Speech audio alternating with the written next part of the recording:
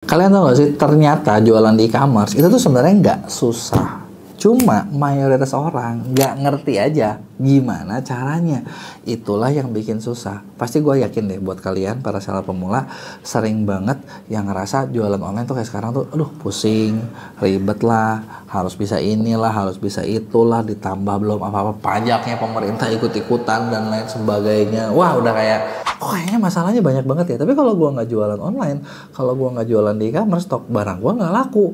Toko offline sekarang udah makin sepi. Orang ke mall jadi rojali, bener nggak? Jarang beli, cuma lihat-lihat doang. Terus gimana nih cara nyari duit yang bener? Terus gimana nih caranya biar jualan di e-commerce gue bisa laku? Nah kalau lo ngalamin itu semua, tenang, di video ini gue bakal bikin semuanya jadi gampang, jadi sederhana dan mudah buat lo pahami dan bisa lo praktekin. Tapi sebelum gue mulai, buat kalian yang baru nonton, jangan lupa buat klik tombol subscribe-nya dan aktifin lonceng notifikasinya ya. Oke, jadi gini, apa sih yang harus dilakuin kalau lo mau jualan online gitu ya? Kan kayaknya panjang banget ya, dan biasanya tuh mayoritas orang tuh selalu mikir kayak gue jualan barang apa ya? Cari barang dulu atau mau apa nih gitu kan. Nah, konsep jualan yang sebenarnya bangun bisnis yang sehat itu cuma dua cara. Satu, lo memenuhi kebutuhan yang ada atau menyelesaikan masalah. Cuma dua ini aja. Jadi kalau misalnya lo mulai dengan, biasanya ya banyak seller ya, kayak gue juga dulu awal jualan juga kita bukan kepikiran dari situ. Kita tuh nggak mikir kayak ini menyelesaikan masalah siapa atau ini tuh siapa yang nyari ya. Enggak, kita nggak jual gitu. Tapi kita kalau jualan mikirnya selalu oke, apa nih yang lagi ada? Oh, gue punya kenalan gue kebenaran pabrikan bed cover misalnya, ya udah deh gue jual bed cover. Atau oh kebenaran saudara gue bikin meja, ya udah deh gue jualan meja karena itu yang ada. Nah ketika kita mikirnya kayak gitu, kalian selalu bakal pusing dengan aduh siapa yang mau belinya ya, karena lo nggak tahu marketnya, bener ya. Nah jadi yang pertama kali adalah yang kalau gini, lo mau mulai dari situ boleh kalaupun udah terlanjur gitu ya. Tapi sekarang step berikutnya gue mau ajak ke kalian buat berpikir supaya kalian bisa laku jualan online adalah kira-kira barang yang kalian beli itu dibelinya sama siapa. Kenapa gue bahas ini penting, sama siapa ini penting? Karena dengan kalian tahu siapa pembelinya, nanti kalian bisa menentukan kira-kira gue jualannya di mana, cara jualan gue seperti apa. Karena di online itu kan banyak nih, lo bisa jualan TikTok Shop, lo bisa jualan Tokopedia, lo bisa jualan Shopee, bisa jualan di Lazada, bisa jualan di IG, banyak banget nih tempat jualannya nih, bener nggak? Nah terus di mana yang paling bagus? Nah bingung kan? Nah sebenarnya buat ngejawabnya adalah lo jualnya ke siapa dulu. Karena kita lihat siapa yang ada di mana. Ngerti nggak maksud gua? Contoh, lu jual barang, yang barang ini ternyata kalau dipikir-pikir anak muda mau pada pakai nih. Ya udah lu jualan TikTok Shop aja. Karena anak muda ngumpulin di TikTok Shop. Kebayangkan? Sesimpel itu aja, gitu ya. Nah, yang kedua adalah kalau lu mau jualan di e-commerce, kalau lu mau untung, lebih gampang kalau lu bisa bikin produk sendiri. Bikinlah brand sendiri. Jangan cuma ngambil barang orang dan lu jual. Kenapa? Karena eranya gua rasa itu bukan lagi era dimana yang namanya middleman bisa meraja gitu ya. Kalau zaman sempat kita di zaman kayak orang-orang tuh pada pengen jadi middleman kan, pengen ngambil barang dari mana dia jual, ngambil barang dari mana dia jual. Enak sih, nggak usah mikir, nggak usah ngapa-ngapain. Yang ngimpor juga kerasanya enak-enak aja gitu, bener nggak? Tapi ketika lu jadi middleman, kadang profitnya kita itu, marginnya kita tuh nggak segede yang bikin brand, bener nggak? Ya kan? Atau kalau misalnya jadi middleman boleh, tapi bikinlah, ambillah produk itu white label. White label itu apa? White label itu nggak ada mereknya. Jadi lo bisa merekin sendiri, lo bisa jual dengan harga lo sendiri.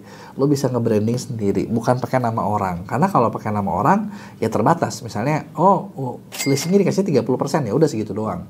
Gitu kan? Lo kan nggak bisa lebih. Gitu kan? Nah, kenapa margin penting? Ya margin penting satu biar bisa lo cepet kaya juga, bener nggak? Karena kalau lo nggak bisa, kalau lo jualan nggak ada untungnya kan, ya ngapain juga lo jualan? Ya, bener nggak sih? Jualan misalnya barang 100.000, untung cuma 5.000, ya capeknya doang. Kayaknya kagak, bener nggak? Kan kalau bisa jualan 100.000, untungnya 90.000 gitu ya. Itu kayaknya nggak ada juga sih. Tapi maksud gue adalah marginnya cukup atau margin yang sehat itu adalah darah buat di bisnis kalian supaya bisnis kalian bisa berkembang. Ya. Nah, terus kalau misalnya lo udah punya marginnya cukup, berapa marginnya cukup? Marginnya cukup sih kurang lebih sebenarnya kalau di zaman sekarang ya, ketika lo bisa jual barang dengan kurang lebih kali 2 atau kali 2 sampai kali 3 itu cukup gitu ya. Kalau misalnya kurang itu susah gitu ya. Nah terus kalau lo udah gimana nih cara buat jualannya? Nah yang perlu kalian ngerti adalah ketika kalian udah punya, contoh gini, tadi kan gue tanya barang lo buat siapa? Oke, lu bikin barang. Gue bilang kan ini barang lu buat siapa? Lu pikir, oke, lu bikin barang. Udah bikin barang, lu kalau bisa ya marginnya harus ada. Nah, baru setelah itu lu jualan kan. Nah, ketika lu mau jualan, yang lu perlu ngerti adalah banyak orang kadang nggak ngeh kalau jualan itu sama kayak orang mau kawin. Kayak orang mau nikah. Jarang banget orang kayak sekali ketemu langsung, oke, gue cocok sama lo, kita nikah. Hari ini juga atau besok. Nggak, itu kayaknya sedikit sekali. Yang mayoritas kejadian adalah orang itu perlu tahu dulu, perlu sering ketemu dulu, perlu suka dulu, baru akhirnya dia bisa hubungannya berlanjut. Bener nggak? Nah, sama kayak orang beli juga. Jadi ternyata orang buat beli barang kalian, itu ada level-levelnya, ada tahapan-tahapannya. Pertama, tahapan yang biasanya paling umum dalam jualan adalah tahapan awareness. Awareness itu adalah dimana orang itu perlu tahu sama produk yang kalian punya. Nah, di awareness, pertama gini, orang udah pada aware belum sama produk kalian? Kalau belum pada aware, ya udah berarti lo nggak bisa ngapa-ngapain. Kebayang ya? Nah, yang kedua, buat memperkenalkan di sini kan berarti kan lo harus misalnya mungkin kayak bikin konten, lo bikin promosi gitu kan. Lo minta afiliator atau influencer memperkenalkan barang-barang lo, dikasih tahu ke orang-orang lain. Nah, fase ini biasanya fase paling berat. Makanya banyak orang juga bilang ketika lo mulai jualan itu paling berat. Kenapa? Karena untuk ngebangun awareness nggak bisa sekedar contoh katakanlah kayak kalian itu apa tuh namanya? Cuman kayak oke, gue bikin produk, terus begitu gue pajang, laku. Nggak. Orang harus kenal dulu nih sama si produknya. Dan untuk ngebangun awareness ini juga butuh duit, butuh bakar duit, butuh promosi. Ya sesimpel kayak lu bikin konten banyak kan effort ya. Duit juga ya itu ya, benar nggak? Nah, itu adalah bangun fase awareness. Nah, yang kedua setelah itu adalah lu bikin fase orang tuh masuk ke masa consideration, mulai mempertimbangkan. Gimana caranya biar bikin orang mempertimbangkan? Sebenarnya kita lakuin sebagai sellernya atau jualannya sama-sama aja. Tugas lu mah begitu udah lu bikin barang, lu memperkenalkan sebanyak mungkin lu bikin konten sebanyak mungkin, lu promosiin sebanyak mungkin. Nah, nanti dari orang yang terpapar nih, contoh gini, katakanlah gue bikin buku, nah gue mau bikin orang itu pada tahu dulu nih sama buku gue, ya kan? Nah mungkin gue bikin video banyak banget nih menceritakan buku gue. Nah dari gue bikin video itu kan ada orang-orang yang terpapar kan, bener nggak? Nah misalnya katakanlah terpapar udah 1.000 orang, dari 1.000 itu mungkin ada 10% yang kayaknya gue suka nih. Nah 100 orang ini adalah yang sedang mempertimbangkan. Apakah dia bakal beli? Belum tentu. Dia baru mempertimbangkan. Nah, gimana caranya supaya orang mempertimbangkan ya? Sebenarnya kita nggak bisa ngapa-ngapain. Karena yang kita bisa, karena gini, orang mempertimbangkan itu ketika selera dia itu masuk, atau dia punya kebutuhan, atau dia punya masalah yang bisa diselesaikan sama produk yang kalian jual. Itulah caranya. Jadi makanya lo harus menargetkan dari awal dengan benar gitu kan. Nah, terus setelah dia mempertimbangkan, semakin dia sering kena itu kontennya lagi, semakin dia tahu lagi, sering ketemu lagi, barulah akhirnya dia akan memutuskan atau convert atau akhirnya jadi beli. Terus kita sebagai yang jualnya gimana? Ya kagak ada, nggak ngapa-ngapain, lu tetap aja pokoknya mah. Misalnya gini, tugasnya sebagai penjual adalah sesimpel kalau lu offline, lu bikin brosurnya sebanyak mungkin, ya, lu punya 1 juta lembar, setiap hari lu bagiin tuh 100.000.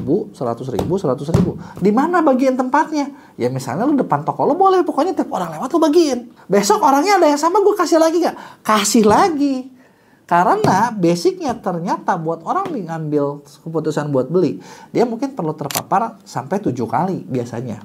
Kalau dari secara data penelitiannya. Jadi ketika kayak gitu barulah orang tersebut bakal beli. Jadi kayak udah sekali, 2 kali, 3 kali. Nah dia enak nggak nih di ketiga nih? Kalau belum enak ya terusin 4 kali, 5 kali, 6 kali. Nah ke-7 dia beli gitu loh. Kebayang nggak? Kalau misalnya dia enak berarti dia nggak suka, nggak butuh. Ya udah, tidak usah dipaparkan lagi gitu loh. Kebayang nggak? Nah jadi jualan online itu sebenarnya cuma sesimpel gitu doang. Udah bikin, cari buat siapa, untungnya yang lumayan. Udah gitu ya lu sebarin yang banyak. Nah kenapa gue bilang untungnya harus lumayan besar? Karena effort lu buat merubah orang dari nggak tahu jadi tahu, dari tahu jadi suka jadi beli, itu semua butuh duit. Kalau marginnya kalian nggak cukup atau marginnya untungnya terlalu tipis, lu bakal berhenti di tahapan ngebangun awareness doang.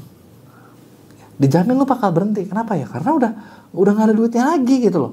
Nggak cukup nih. Gue makin jalan bukan makin untung, gue makin jalan makin rugi. Kan pengennya gue makin jalan semakin untung, bener nggak?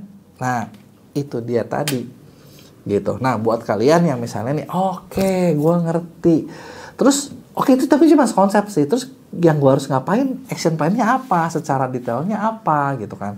Nah, buat lo yang pengen dikasih bener-bener disuapin ya, lo mau disuapin, lo harus ngapain biar toko lo bisa rame. Nah, gue bikin project di Salesforce Academy ada yang namanya konsultan ordal. Di konsultan ini kita kerjasama dengan konsultan buat ngebantuin kalian para seller buat bikin strategi, buat bikin action plan, buat omsetnya naik lebih tinggi. Naiknya gimana nih? Naiknya gini.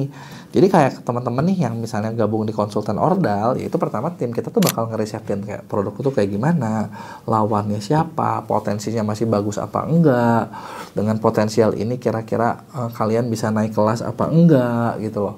Nah kemudian setelah itu kita bikinin action plan yang bisa lo lakuin. Misalnya lo harus ngelakuin kayak tadi nih, lo harus bikin 10 konten per minggu. Kontennya kayak gimana? Kayak gini. Kita kasih contoh-contohnya.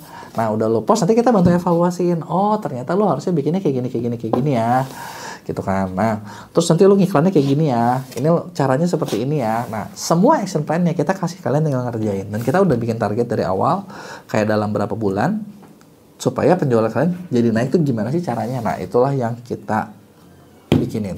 Gitu kan. Jadi kalau buat lo yang mau didampingin dari awal dan sampai naik kelas, lo bisa kerja sama tim gue di Ordal. Atau kalau misalnya gini, lo kepikiran, oke, gue bukan butuh strateginya nih, gue udah ngerti, tapi gue pengen dikerjain dan gue nggak punya tim. Nah, lo bisa kerja sama kita di MEA, karena kita yang bakal ngelolain tokonya sesuai dengan kebutuhan yang lo mau.